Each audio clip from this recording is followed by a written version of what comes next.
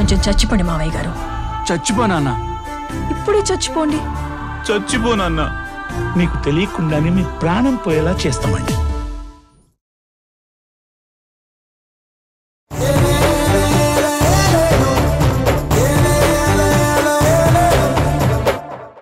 ఇలా జరగడం చాలా బాధగా ఉంది బాబు.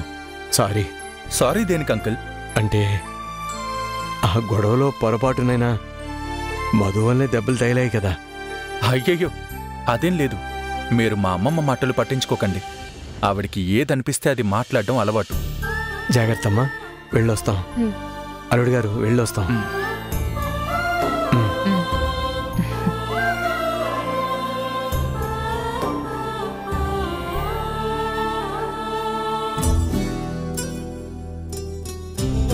మీకేమైనా కావాలా? బుద్ధుందా?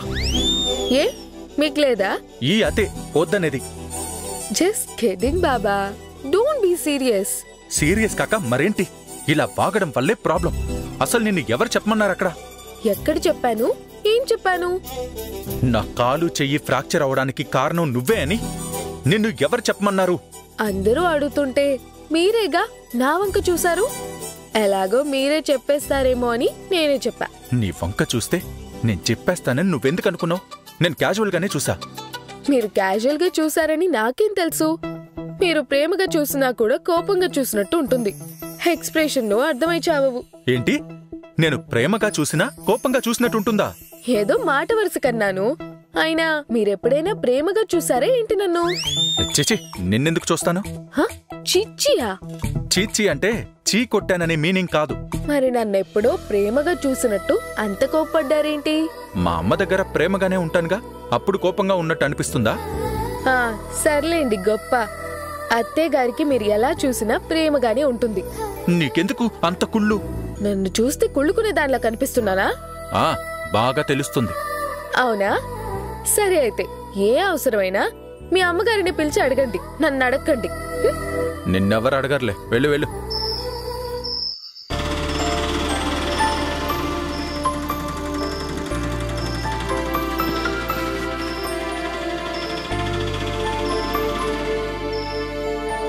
ఏంటమ్మా మీరు అక్క బావని చూడ్డానికి నన్ను వదిలిపెట్టి ఎలా వెళ్తారు? కాలేజ్ నుండి తిరిగి వచ్చేంత వరకు ఆగొచ్చు కదా. దివ్య, మీ అక్క వాళ్ళు ముందు రేపొస్తామన్నారు. ఉన్నట్టుండి వాళ్ల ప్రోగ్రాం మారిందంట. ఇవాళ్లే బయలుదేరిపోయారు. మీ బావగారు అవార్డుతో వస్తుంటే మర్యాదపూర్వకంగా వెళ్లి కలవకపోతే ఎలా? నువ్వు కాలేజీ నుంచి వస్తే ఎవరో ఒకరుండాలి నీకోసమని నానమ్మని ఇంట్లోనే ఉంచి వెళ్ళాం. పో అమ్మా, ఏదో పెద్ద చెప్పొచ్చావు. ఎంత అనుకోకుండా అయితే మాత్రం నన్ను వదిలి వెళ్ళిపోతారా మీరు? కాలేజ్కి వచ్చి పర్మిషన్ తీసుకొని నన్ను తీసుకొని వెళ్ళొచ్చు కదా. ఏమిటే నీ రాద్ధాంతం? ఒకసారేమో పెద్ద ఆరిందాలాగా మాట్లాడతావు, ఒకసారేమో చంటి పిల్లలాగా సతాయిస్తావు. ఊరికే ఉండు. అక్క బావ ఊరు నుంచి వచ్చినప్పుడు వెళ్దామని చెప్పి ఇలా చేస్తే కోపం రాదా? కనీసం నా కోసం అక్క తెచ్చిన గిఫ్ట్లు కూడా తీసుకురాకుండా ఒట్టి చేతులతో వచ్చారు.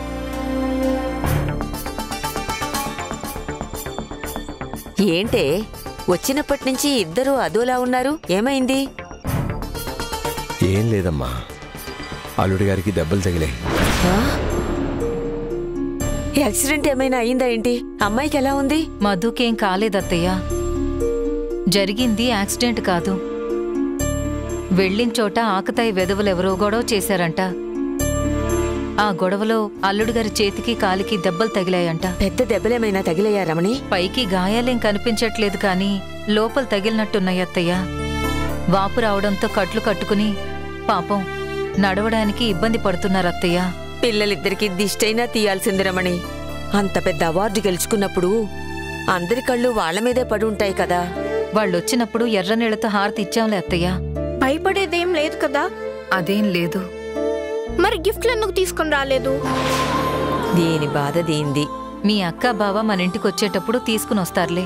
అయితే ఓకే. ఏమిటో దేవుడు ఒక సంతోషాన్నిచ్చి ఇలాంటి చిన్న చిన్న ఆటంకాలను కూడా ఇస్తాడు. సర్లే, పెద్ద గండం చిన్న దానితో పోయిందనుకుందాం. రమణి, శకుంతలం మళ్ళీ గొడవేం చేయలేదు కదా? శకుంతల గొడవ చేయడమేమిట్రా? బెంగళూరులో జరిగిన గొడవలో మధు అల్లుడు గారితో పాటు ఆ పోకిరి వెదలతో తలబడుతుంటే మధు చేతిలో ఉన్న జాకీరాడ్డు పొరపాటున అల్లుడి గారికి తగిలి ఆ, కట్టుకట్టేంత పని అయింది. అయ్యో అదేదో కావాలని కొట్టినట్టు శకుంతల గారు మధు మీద పుల్లవిరుపు మాటలు మాట్లాడారు. మీరవేం పట్టించుకోవద్దండి. పట్టించుకోకుండా ఎలా ఉంటాను రమణి? శకుంతల గారి మాటలను బట్టి చూస్తుంటే ఆవిడ గారికి మధు మీద ఏదో కోపం ఉన్నట్టుంది. మనం వచ్చేసిన తర్వాత మళ్ళీ గొడవ పెట్టుకుందేమో అనిపిస్తుంది. అసలు నువ్వెవరి గురించి భయపడుతున్నావరా? అక్కడున్నది నువ్వు నేను అయితే గొడవ పడాలన్నా ఎదురు తిరగాలన్నా కొంచెం భయపడేవాళ్ళం. నీ కూతురెందుకు భయపడుతుందిరా? అసలే అది చిచ్చర పిడుగు. దానికున్న తెలివి గాని ధైర్యం గాని మనలో ఎవరికైనా ఉన్నాయా? దానికి తోడు మనకంటే ఎక్కువగా వెనకేసుకొచ్చే అత్తామామలున్నారు. ఇంకేం కావాలో చెప్పు. అత్తారింట్లో అత్తామామల సపోర్ట్ ఉండే అమ్మాయిని ఎవ్వరూ ఏం చేయలేర్రా రామచంద్ర. శకుంతలమ్మ చాదస్తంతో ఏదో అనుంటారు. దానికి నువ్వెందుకు ఇంతలా బాధపడుతున్నావు? కంగారు పడకరా, ఏం కాదు. వెళ్ళు, నువ్వెళ్ళి బట్టలు మార్చుకోపో. అలాగే అమ్మా.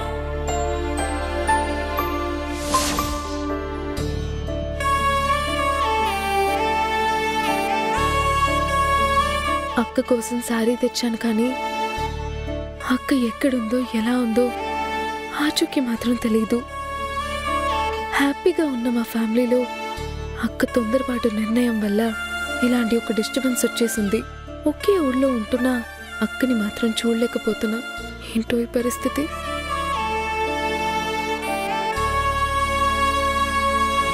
మధు, నిన్నే. హలో మధు.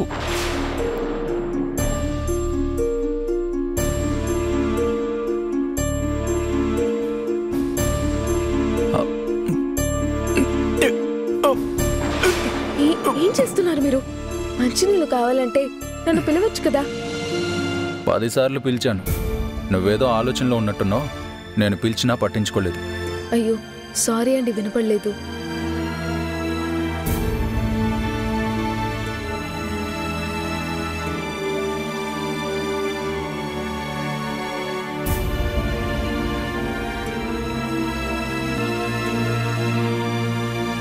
ఈ గదిలో నువ్వు నేను తప్ప ఎవరూ లేరు.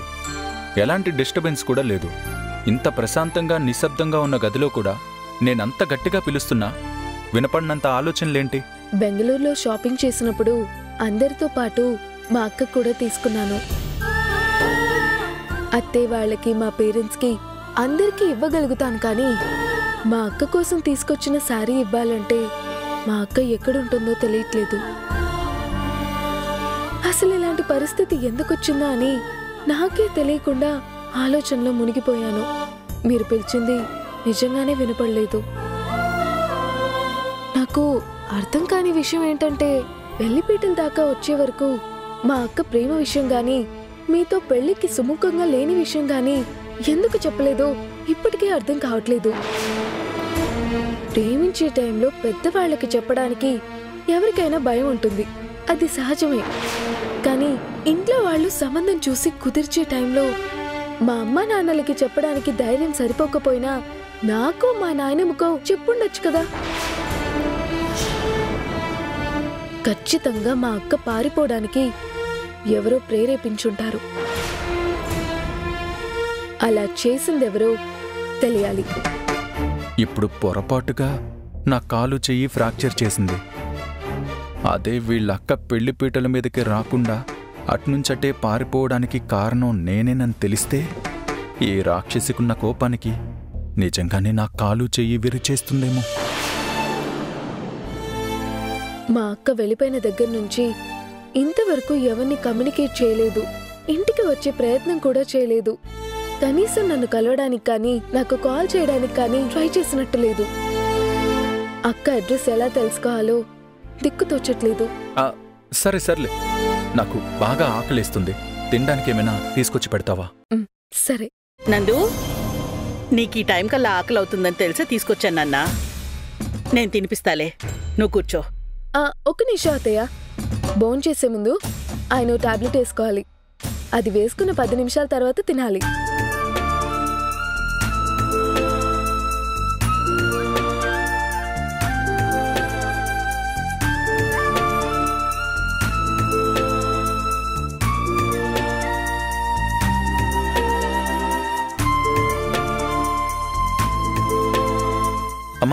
తను తినిపిస్తుందిలే, నువ్వు వెళ్ళు.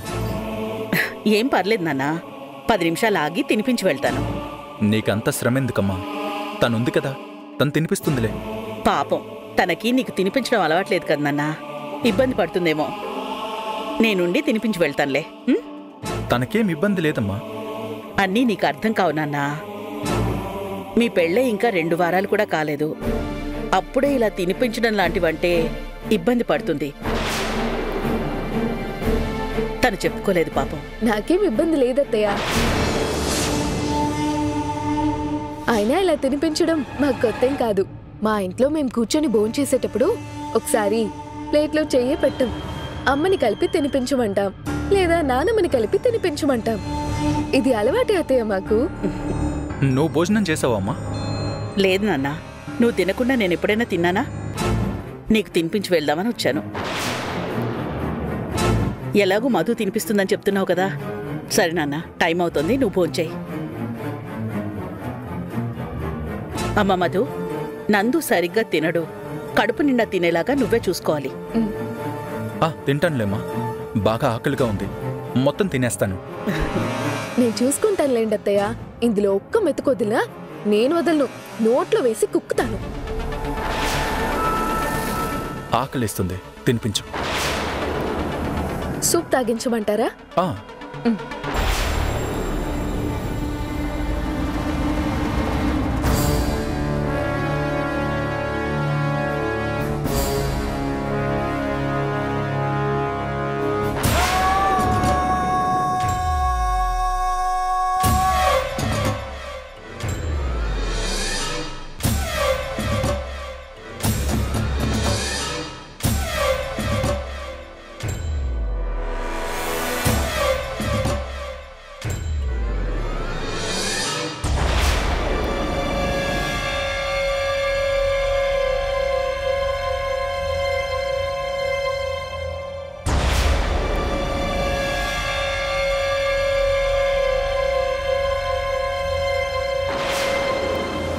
నువ్వు వెళ్ళి భోంచేయమ్మా, లేట్ అవుతుంది. ఎక్కువ వేడిగా ఉంది, తర్వాత తాగుతానులే. సరే నాన్న.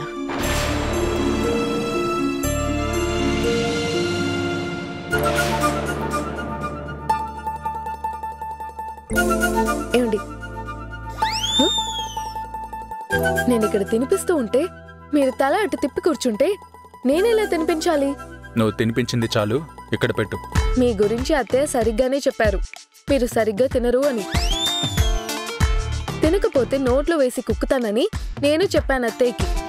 మీరు తినకపోతే ఇప్పుడు అదే చేయాల్సి వస్తుంది. నువ్వు మరీ అతి చేయకు. నువ్వు తినిపిస్తావని చెప్పింది అమ్మ సంతోషపడుతుందనే కాని తమరి చేత్తో తిని మురిసిపోదామని కాదు. ఓహో, తినగలిగే పరిస్థితుల్లో లేకపోయినా ఈగో చూపిస్తున్నారా? ఈగో ఏంటి ఈగో? ఎలా తినాలో నాకు తెలుసు, నేను తింటా.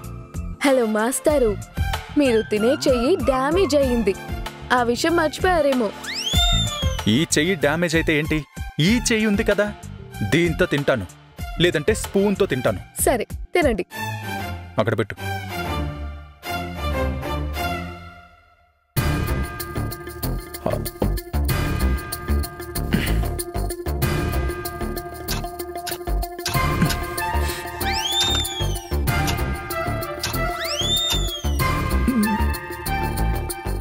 చపాతీని స్పూన్తో తినే ఏకైక మనిషి మీరే అనుకుంటాను. ఎలా తింటారో చూడాలనుంది. తినండి తినండి.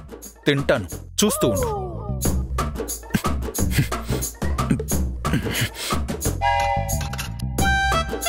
చపాతీని ఇలా విరిచేవాళ్ళని నేనెప్పుడూ చూడలేదు.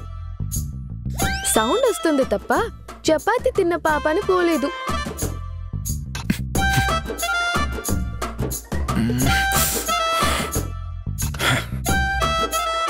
తీసి పక్కన పెట్టే.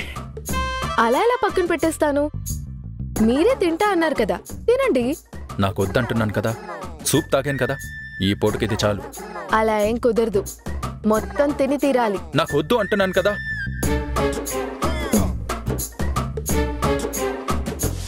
అయ్యో దేవకి, దేవకి ఆగు, ఆగు, దేవకి ఆగు. అక్క ఆగక్క, ఆగు. కొట్టి కొట్టి చంపేస్తావా అక్క? అంత తప్పు నేనేం చేశానక్క? ఏం తప్పు చేసావా? నేనన్నట్టే జరిగేలా చేసావు కదరా. నువ్వేం మాట్లాడుతున్నావో ఏం జరిగిందో నాకేం అర్థం కావట్లేదక్క. నువ్వు కొట్టిన దెబ్బలకి నా ఫ్యూజులు ఎగిరిపోయాయి. నాకు తెలియకుండా బాక్సింగ్ ఏమైనా నేర్చుకున్నావా అక్క? అంత బలంగా కొట్టావు. నోరు తెరిచావంటే చంపి పడేస్తాను. చూసి రమ్మంటే కాల్చొచ్చాడన్నట్టు చేసావు కదరా. అక్కడ ఏ కార్యక్రమం జరగకుండా ఆపి వెంటనే వాళ్ళు తిరుగు ప్రయాణమయ్యేలా చూడరా అంటే రౌడీలతో మాట్లాడి గొడవ క్రియేట్ చేసి ఓవర్ చేసావు. నేనేదైతే జరగకూడదని భయపడ్డానో అదే జరిగేలా చేసావు. ఇప్పుడు ఏమైంది దేవకి? ఇందాక నందుకి భోజనం తీసుకెళ్లాను. చేతికి గాయం అవ్వడం వల్ల తినలేవు, నేను తినిపిస్తాను నాన్న అన్నాను. దానికి వాడు నా మొహం మీదే మధు తినిపిస్తుందిలేమ్మా అన్నాడు. ఆ మాట వినగానే నా గుండె ముక్కలైనంత పనైంది. అసలు తల్లిగా నా చేతులతో భోజనం తినడం కంటే తన చేతులతో తినాలనుకుంటున్నాను అని నాతోనే చెప్పినప్పుడే అర్థమవుతుంది కదా వాడా పిల్లకి ఎంత దగ్గరైపోతున్నాడని. ఒరే బుర్ర తక్కువ వెదవా, ఏదైనా ఒక పని చేసేటప్పుడు ముందు వెనక ఆలోచించాలి కదరా. ఇప్పుడు చూడు, నువ్వు నీ బుర్ర తక్కువతనంతో అక్కడెక్కడో మొదలుపెట్టిన గొడవ ఇప్పుడు ఎంత దూరం వచ్చిందో. ఊరికే బుర్ర తక్కువ వెదవా అని అనకమ్మా. నేను బుర్ర తక్కువ వెదవ అయితే నువ్వెవరమ్మా? అయినా ఇలా జరుగుతుందని నేనేమైనా కలగన్నానా? అక్కడ గొడవ చేసి వాళ్ళు ఇక్కడికి వచ్చేలా చేయాలనుకున్నాను.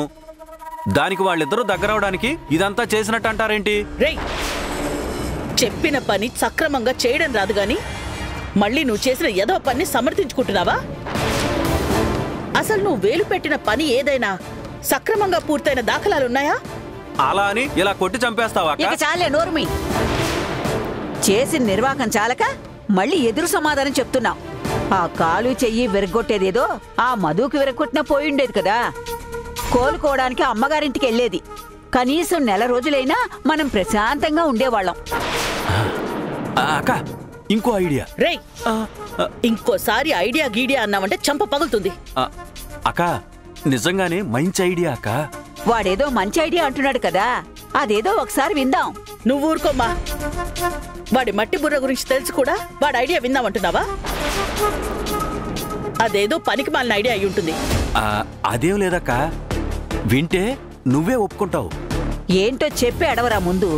అక్క, ఇప్పటికీ మించిపోయింది ఏమీ లేదు. మధుని మెట్ల మీద నుంచి నెట్టేస్తా. దెబ్బకి కాలు చెయ్యి విరిగిపోతాయి. మన టైం బాగుంటే నడుం కూడా విరిగిపోతుంది. దెబ్బకి అమ్మగారింటికి వెళ్ళిపోతుంది. నెల ఏంటి 3 నెలలైనా తిరిగి రాదు. నాకు తెలుసురా ఇలాంటి చెత్త ఐడియాలు ఇస్తావని. చేసిన విధవ పని చాలదన్నట్టు మళ్ళీ ఇదొకటా? దాని కాలు చెయ్యి విరిగితే ఇద్దరిని తీసుకెళ్లి ఒకే గదిలో ఉంచితే వాళ్ళు హాయిగా కబుర్లు చెప్పుకుంటుంటే ఇద్దరికి సేవ చేయలేక నేను చావాలి. ఓహో, దీంట్లో ఇదొక ప్రమాదం ఉందా? దీంట్లో మాత్రమే కాదురా, నీ ప్రతి ఆలోచనలోనూ ప్రమాదమే ఉంటుంది.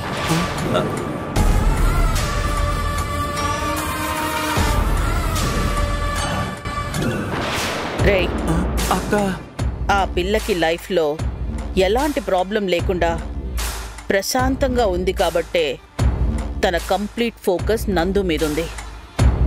తన లైఫ్లో ప్రాబ్లం ఉంటే ఫోకస్ నందు మీద నుంచి ప్రాబ్లం మీదకి టర్న్ అవుతుంది. సో తన లైఫ్లోకి ఏదో ఒక ప్రాబ్లం తీసుకురావాలి. ఇందాక నేను ఆ గదిలోకి వెళ్ళినప్పుడు మధు వాళ్ళక్క ఇందు గురించి నందుతో మాట్లాడుతుంటే విన్నాను. అసలు ఆ ఇందు ఎక్కడుంది? తన పరిస్థితి ఏంటి? తను వెళ్ళిపోయి ఇన్ని రోజులైనా వాళ్ళ అమ్మా నాన్న ఆ పిల్ల గురించి పట్టించుకోకుండా ఎందుకున్నారు? ముందు ఆ పిల్ల వివరాలు కనుక్కో. ఆ తర్వాత ఏం చెయ్యాలో చెప్తాను. వద్దనేసి ఏదో ఈగోతో చెప్పేశాం కానీ కడుపులో ఎలుకలు పరిగెడుతున్నాయి.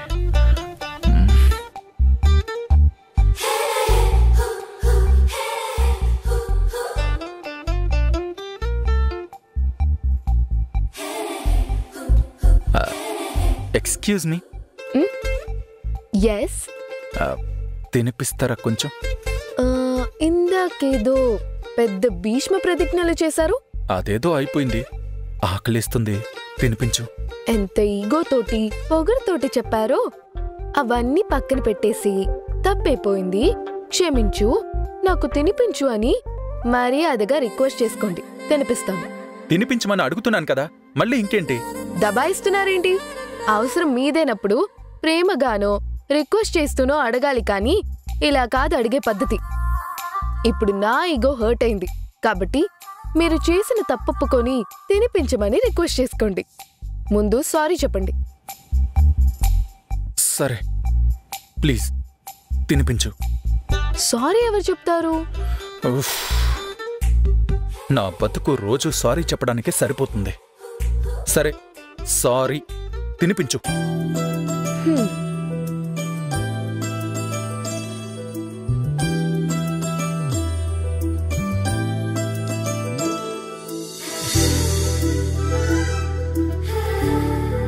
కుక్కుతున్నావేంటి? నాకిలా తినిపించడమే వచ్చు. నా ప్రేమ ఇలాగే ఉంటుంది. తినండి.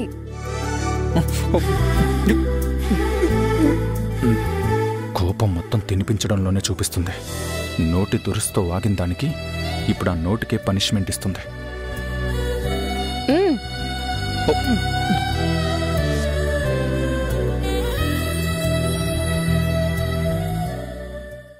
కోడలుంది కదా, కోడలు తీసుకెళ్తుందిలే. ఏమా, నీకేం ప్రాబ్లం లేదు కదా? నేను తీసుకెళ్తాను. ఇంట్లో చూసుకోవడం ఆఫీస్లో చూసుకోవడం ఒకటి కాదమ్మా, ఇబ్బంది పడతావు. నేనేం ఇబ్బంది పడినత్తయ్య, నేను చూసుకుంటాను.